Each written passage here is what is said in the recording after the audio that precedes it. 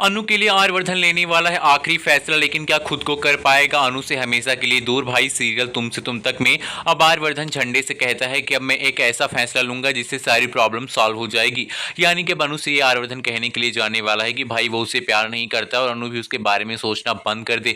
वहीं दूसरी ओर जो अनु है वो यहाँ पर गुलाब की पंखुड़ियां तोड़ तोड़ के फेंक रही है और कह रही है ही लव्स मी नॉट। अब यहाँ पर वो इस बात को प्रूव करना चाहती है कि भाई आर्यवर्धन उसे प्यार करते हैं फिर नहीं, ये बात पता चल जाए।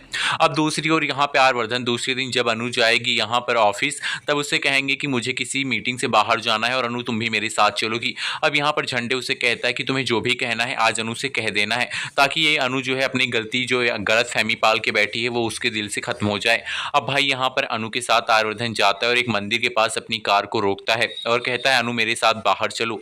अनु को ऐसा लगता है कि आज आर्यवर्धन उसे प्रपोज करने वाला है मंदिर में, लेकिन भाई यहाँ पे तो कुछ और ही हो जाता है। जहाँ पे मंदिर में सिंदूर चढ़ाती है माता रानी को अनु, उसके बाद आर्यवर्धन बाहर आता है और कहता है अनु मैं तुमसे प्यार नहीं करता हूँ, मेरे और तुम्हारे बीच में जो उम्र का फासला है उसकी इज्जत करो और प्लीज तुम मेरे बारे में सोचना बंद कर दो। अनु कहती है कि मैं आपके बारे में सोचना कैसे बंद कर दूं, क्योंकि आप तो मेरे दिल और दिमाग पे छाए हुए हैं आर्यवर्धन सर। अब ये सुनकर आर्यवर्धन गुस्सा होते हैं, लेकिन आर्यवर्धन जैसे ही यहाँ पर झटके से पीछे घूमेंगे सिंदूर की पूरी थाल उनके हाथ से ऊपर चली जाएगी और सारा का सारा सिंदूर इन दोनों के ऊपर गिर जाएगा। अब सिंदूर ऐसा गिरेगा कि जो सिंदूर छूटे से भी नहीं छूटने वाला है। अब भाई ये दोनों ऐसी ही हालत में अपने ऑफिस वापस जाएंगे, जहां पे इन्हें सब लोग देखेंगे, मीरा झंडे वो सब हैरान हो जाएंगे और सबको ऐसा लगेगा कि ये दोनों शादी करके आ रहे हैं। लेकिन यहाँ पर मीरा जो है अनु से जाकर पूछेगी ये सब क्या हुआ है और ये सिंदूर तुम्हारे मुंह पे ऐसे क्यों लगा हुआ है। वो कहती है कि मैं आर्यवर्धन सर के साथ मंदिर गई हुई थी और मंदिर में उनके हाथों से मेरे ऊपर सिंदूर गिरा है।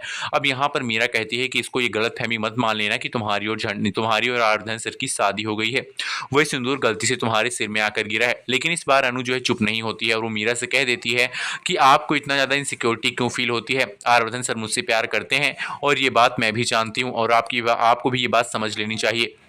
अब मीरा बहुत ज़्यादा गुस्सा हो जाती है और कहती है कि इतना ज़्यादा यहाँ पर ओवर स्मार्ट बनने की ज़रूरत बिल्कुल भी नहीं है।